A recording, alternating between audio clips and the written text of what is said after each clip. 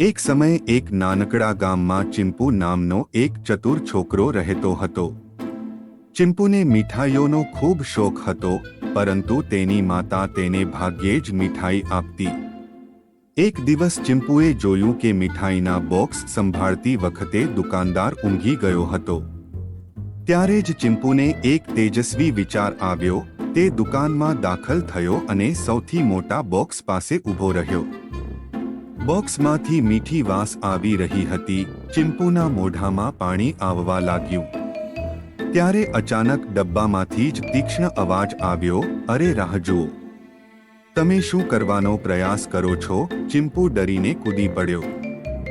જ્યારે બોક્સનું ઢાંકણું હટાવવામાં આવ્યું ત્યારે મોટી મુહવાળો મોટો ઉંદર પ્રગટ થયો. ચિંપુએ ગભરાઈને કહ્યું, હું કંઈ લેતો નથી." ઉંદર હસ્યો અને કહ્યું, "ઠીક છે, પણ મને કહો કે તમે કોણ છો અને તમે અહીં શું કરો છો?" ચિંપુએ કહ્યું કે તેને મીઠાઈઓ ખૂબ ગમે છે. ઉંદરે કહ્યું, "હું મીઠાઈનો રખેવાળ છું, રિંકુ માઉસ, અને આ મારો મધુર મહેલ છે." ચિંપુએ આશ્ચર્ય સાથે પૂછ્યું, "મીઠાઈનો મહેલ? પણ તમે તો ઉંદર છો, તમારે મીઠાઈ ન ખાવી જોઈએ." રિંકુએ ગર્વથી કહ્યું, "એ સાચું છે, પણ હું તો માત્ર મીઠાઈનો ચાખનાર છું. હલવાઈ તે બનાવેલી દરેક નવી મીઠાઈ મને ચોક્કસપણે ખવડાવે છે. અને હું તમને કહી દઉં, મારી પાસે અદ્ભુત સ્વાદ છે." ચિંપુના મનમાં ઘંટડી વાગી. તેણીએ કહ્યું, "રિંકુ, જો તું માત્ર મીઠાઈ જ ચાખતી હોય તો મને પણ ચાખવા દે." રિંકુએ થોડું વિચારીને કહ્યું, "ઠીક છે, પણ એક શરતે." "શું તમે મારા પર કોઈ ઉપકાર કરશો?" ચિંપુ આનંદથી નાચ્યો. "કોઈ મદદ? મને કહો, શું કરું?" રિંકુએ કહ્યું કે હલવાઈ તેને બિલાડીઓથી બચાવવા માટે ખૂબ જ ચિંતિત છે. રિંકુ ઈચ્છતો હતો કે ચિંપુ દુકાનની બહાર ચોકી કરે અને બિલાડી આવે ત્યારે ફોન કરે. ચિંપુએ તરત જ હા પાડી. ચિંપુએ આગામી થોડા કલાકો સુધી બહાર ચોકીદારી રાખી. જ્યારે પણ દુકાન પાસે બિલાડી આવતી ત્યારે ચિંપુ જોરથી બૂમ પાડતો, "બિલાડી આવી ગઈ! બિલાડી અહીં છે!" રિંકુ અંદરથી હસતી મીઠાઈ ચાખતી રહી. રાત થઈ ગઈ. દુકાન બંધ થવાનો સમય થઈ ગયો. રિંકુએ ચિંપુને અંદર બોલાવ્યો અને બોક્સ ખોલીને તેને બતાવ્યું. "આ લો મારા મિત્ર, આજે બનેલી બધી નવી મીઠાઈઓ ચાખી લો." ચિંપુ ખુશીથી નાચ્યો. તેણે બોક્સમાંથી જુદી જુદી મીઠાઈઓ કાઢી અને ખાવાનું શરૂ કર્યું.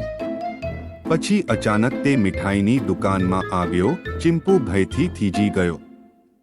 હલવાઈએ ગુસ્સામાં કહ્યું, "રિંકુ, તું ફરી ચોર લઈને આવ્યો છે." રિંકુએ નિર્દોષતાથી કહ્યું, "ના સર, આ મારો નવો મિત્ર છે, ચિંપુ. તે મારી રક્ષામાં મને મદદ કરતો હતો.